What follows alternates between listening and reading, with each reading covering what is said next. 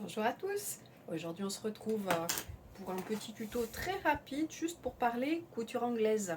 Définition très propre, c'est notamment des définitions qui sont proposées pour la couture de la blouse Festi, celle que je porte aujourd'hui.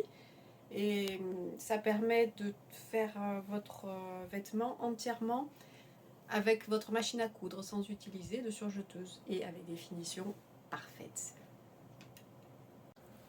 Habituellement, quand on veut assembler deux parties d'un vêtement, on les met endroit contre endroit, on fait une piqûre au bord et quand on retourne,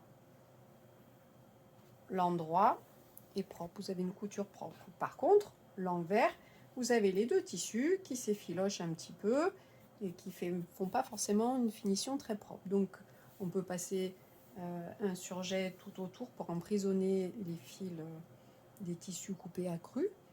Ou alors, on peut faire cette fameuse couture anglaise. Donc pour ça, il faut procéder un petit peu à l'envers. C'est-à-dire qu'on va mettre les deux tissus envers contre envers. On le voit bien ici sur ce tissu coloré. L'envers est blanc. Il n'est pas imprimé, donc vous allez bien voir. On va assembler les deux tissus endroit contre endroit, assez près du bord, à 0,5 cm tout le long. Cette couture, elle a été faite endroit contre endroit. Si j'ouvre mon tissu, effectivement, sur l'endroit du tissu, imaginons que c'est une pièce de vêtement, vous avez cette couture qui apparaît dessus, là, c'est quand même pas très esthétique. Mais l'astuce, c'est que je vais retourner cette fois-ci ma pièce avec la couture que j'ai faite à l'intérieur. L'idée, c'est de bien repasser vos coutures pour qu'elles soient bien à plat, bien rentrer les fils dans les tissus. Et une fois que je mets ma couture bien au bord, je vais réépingler.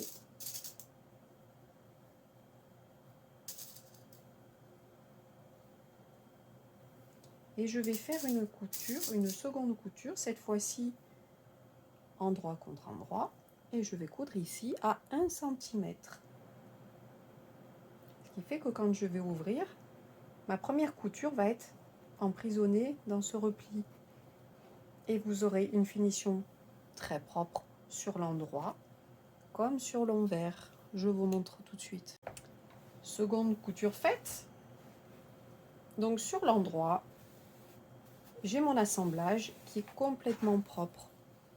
Ma couture est propre, je n'ai plus rien à l'intérieur. Et sur l'envers, j'ai ma couture qui est, mon bord accru qui est complètement emprisonné à l'intérieur de ce petit repli. Ce qui fait que on a des finitions très très propres. Voilà, on peut éventuellement refaire une piqûre pour coucher cette marge de couture d'un côté. Parfois c'est proposé selon les patrons, ce qui fait que sur l'endroit, je ne sais pas si on voit bien, vous avez la première, la ligne d'assemblage ici, et vous allez faire une surpiqûre à, je ne sais pas, un demi-centimètre à peu près, pour maintenir la marge de couture qui est sur l'envers. C'est parfois proposé, c'est pas obligatoire. La contrainte de ces coutures anglaises, c'est que ça fonctionne très très bien quand vous avez les coutures droites.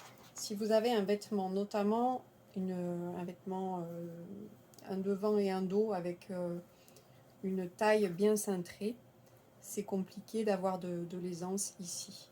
Donc ça fonctionne vraiment mieux sur des coutures droites.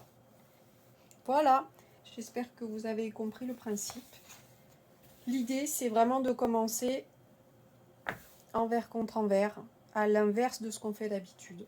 Une première couture envers contre envers, on replie dans l'autre sens, et la deuxième couture endroit contre endroit. Et c'est terminé. À bientôt!